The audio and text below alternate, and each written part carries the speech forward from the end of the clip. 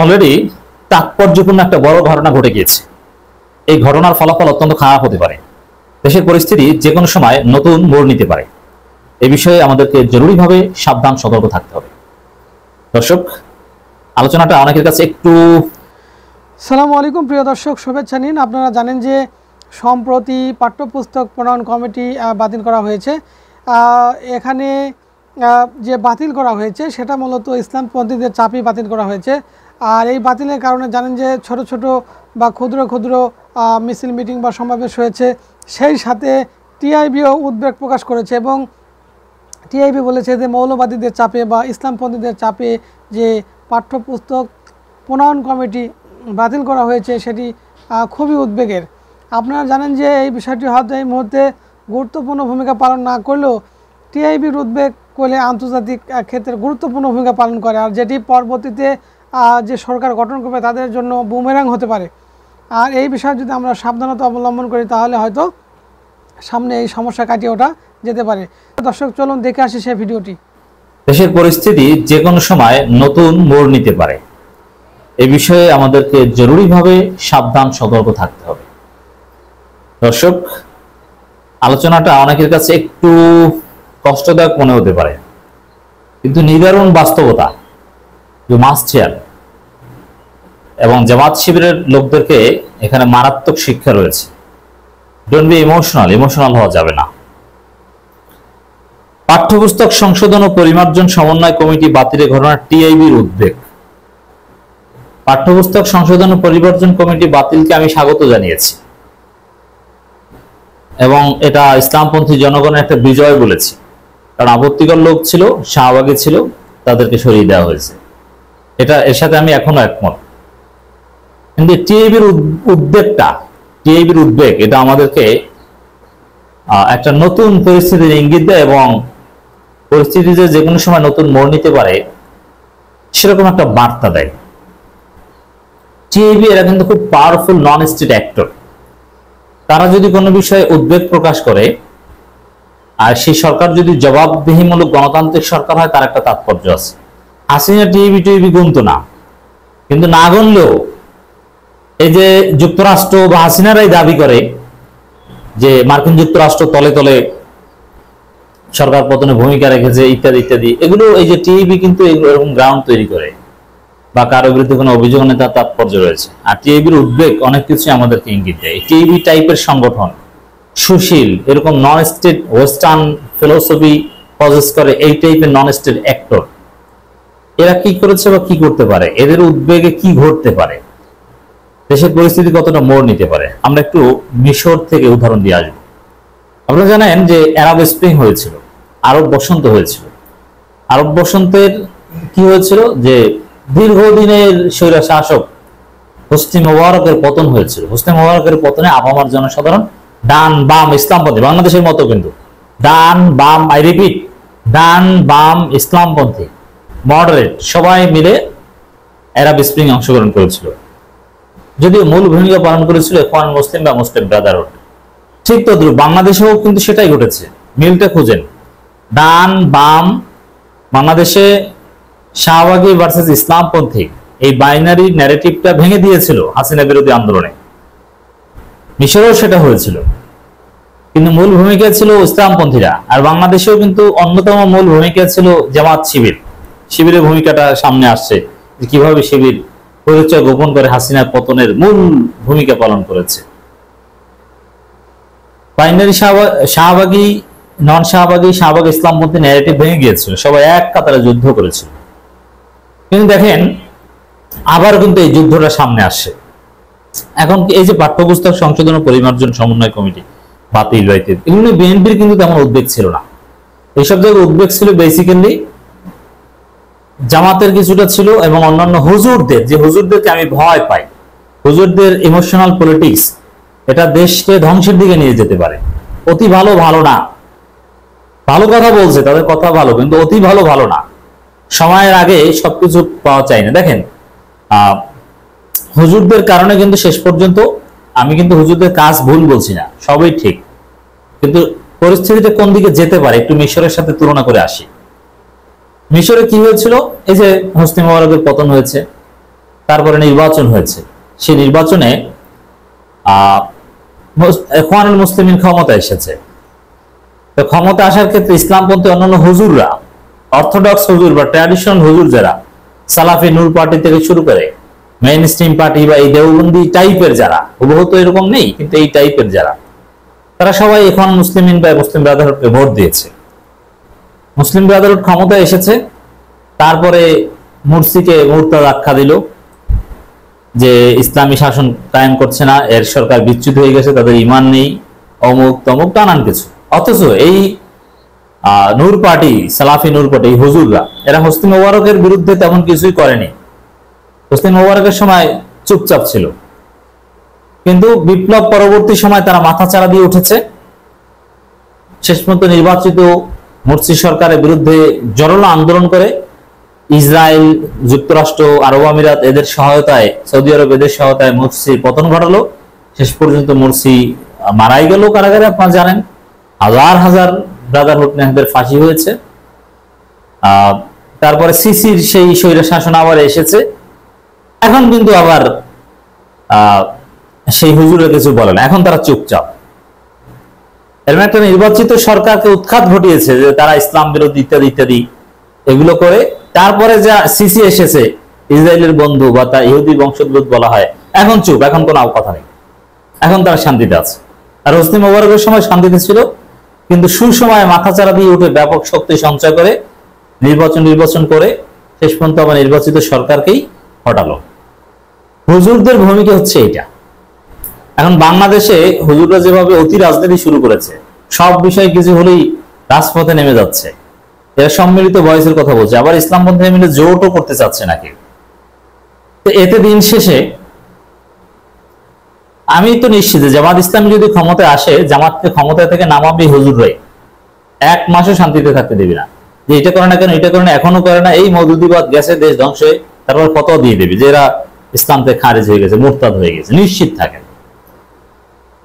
এখন এই পাঠ্যপুস্তক বা নানান বিষয়ে মাঠে যেভাবে রাজনীতি করছে, যেভাবে ইসলামপন্থীদের হুজুরদের সম্মিলিত শক্তি চাপ প্রয়োগ করছে, এতে ওই যে মিশরে হুজুরদের চাপের কারণে, ট্র্যাডিশনাল হুজুরদের চাপের কারণে শেষ পর্যন্ত সেনাবাহিনী, ডিপ স্টেট, ইসরায়েল, যুক্তরাষ্ট্র, আরব আমিরাত, সৌদি আরব এরা সবাই সুযোগ নিয়ে তাদের লোক বসিয়ে দিয়েছে। এখন বাংলাদেশে ডক্টর ইউনূস সরকার ক্ষমতায়, এটা একটা জনগণের সরকার। দেখবেন যে অনেক হুজুররা মাঠে নেমেছে, এরা হাসিনার বিরুদ্ধে মাঠে নামে নাই, অথবা তখন ঠিকই ভালো ছিল, এবং যদি আবার কোনো সেনা শাসন আসে তখন চুপচাপ বসে থাকবে। আর এখন ডক্টর ইউনূসকে কিভাবে চাপে রাখা যায়, বিতর্কিত করা যায়, এই বিষয়ে তাদের কার্যক্রমের শেষ নেই। মনে হয় যেন বিষয়টা এরকম, আমি তাদের দাবি দেওয়া সুনির্দিষ্টভাবে কোনোটাকে ভুল বলছি না, এগুলো সবই যৌক্তিক, কিন্তু সময় দেওয়া দরকার। মানে বিষয়টা এরকম যে এখনো বাংলাদেশটা ইসলামী রাষ্ট্র হয় না কেন, কিছুদিনের মধ্যেই করে ফেলতে হবে। আমি কিন্তু সব হুজুরদের কথা বলছি না, একটা অংশের কথা বলছি। তো এই কারণে দেখা যায় এই সুযোগ কিন্তু ডিপ স্টেট নিবে, এই সুযোগ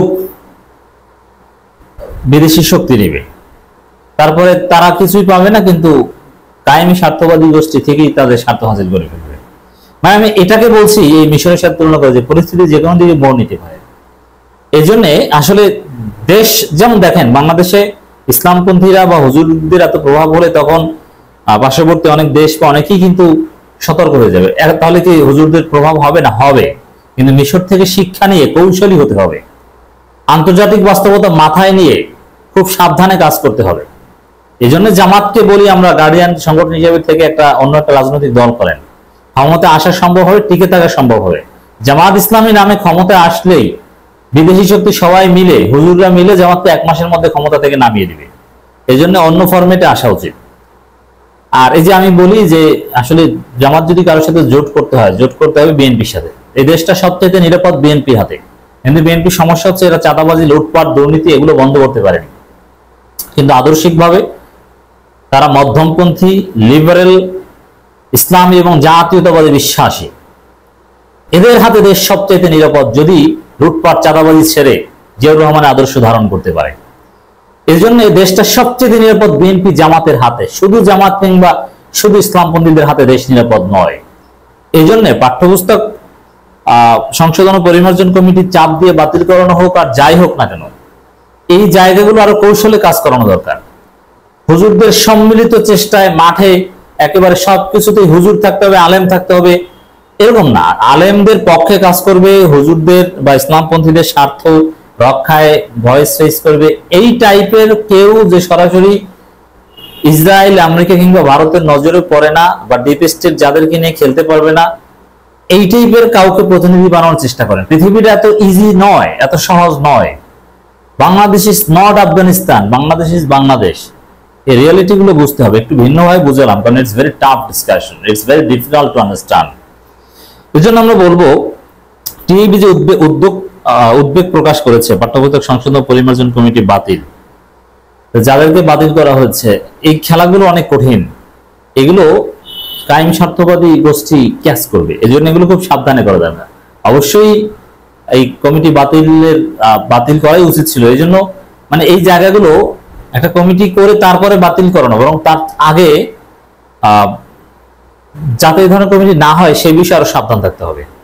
আবার দেখেন, আবু সাইদ নামের এক শিক্ষাবিদ, তিনি আহলে কোরআন, তার সাথে আমরা কিছুতেই একমত নই, তাকে সরানোর জন্য এখন ইসলামপন্থীরা মাঠে নামছে। মানে এইভাবে তাদের মতের সাথে না মিললে, মুসলমান হোক, ইসলামিক শিক্ষাবিদ হোক, তাতেও রাজি নয়, তাদের মতে একেবারে দেওবন্দি হতে হবে, না হলে চলবে না। এই যে রাজনীতিগুলো হুজুরদের, এই যে খেলাগুলো, এগুলো বাংলাদেশের পরিস্থিতি মিশরের মতো বানানোর জন্য প্রেক্ষাপট তৈরি করে। এজন্য সাবধান হন, খুব সতর্ক হন।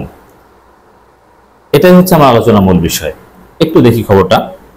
নীতিগত সিদ্ধান্তের ক্ষেত্রে স্বার্থান্বেষী মৌলবাদী হুমকির কাছে অন্তর্বর্তীকালীন সরকার আপোষ করে উদ্বেগজনক ও ঝুঁকিপূর্ণ দৃষ্টান্ত স্থাপন করেছে বলে মন্তব্য করেছে ট্রান্সপারেন্সি ইন্টারন্যাশনাল বাংলাদেশ, টিএবি।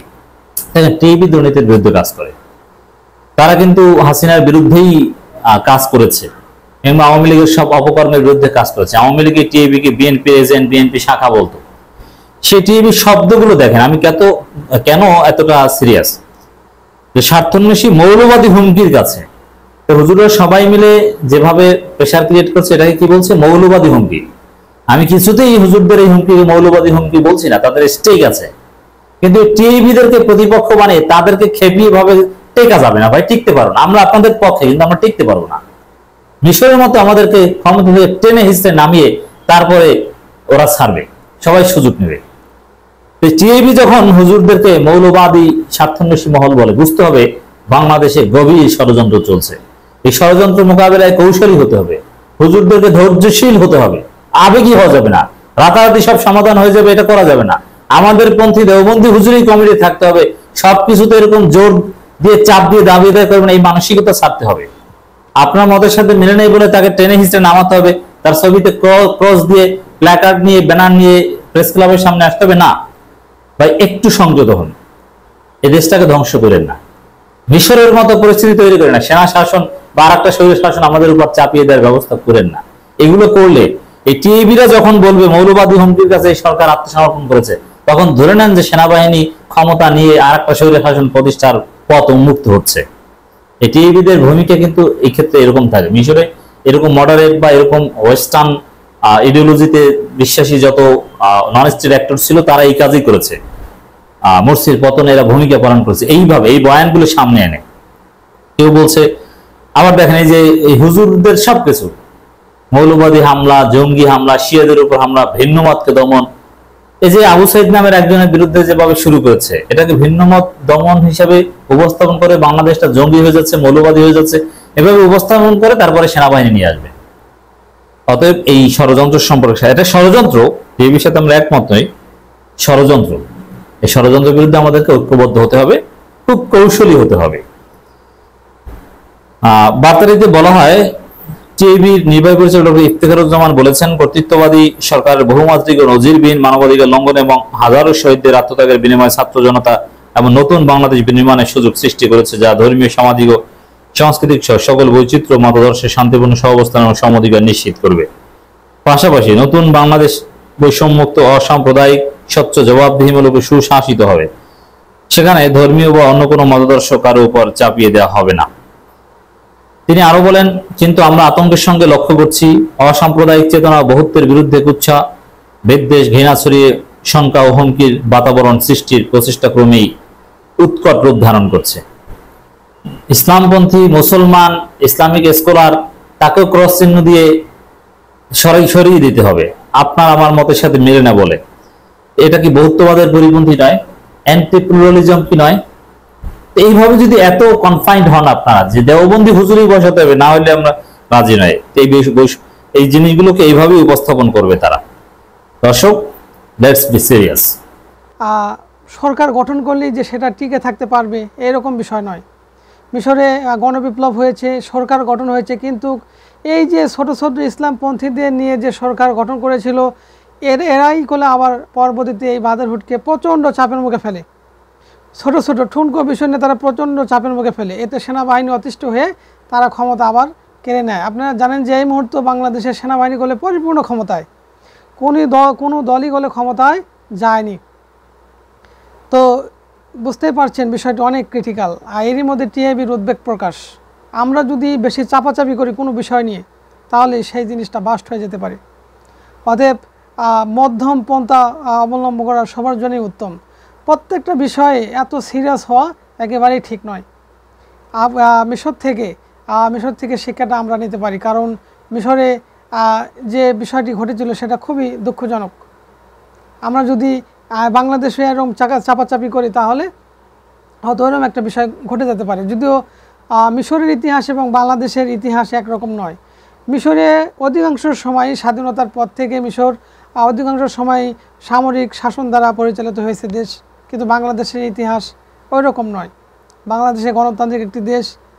আমরা আশাবাদী এবং আমরা আশা রাখি যে গণতান্ত্রিক পন্থা এই দেশে থাকবে, এবং আমাদের দেশের সেনাবাহিনীও অনেক দেশপ্রেমিক।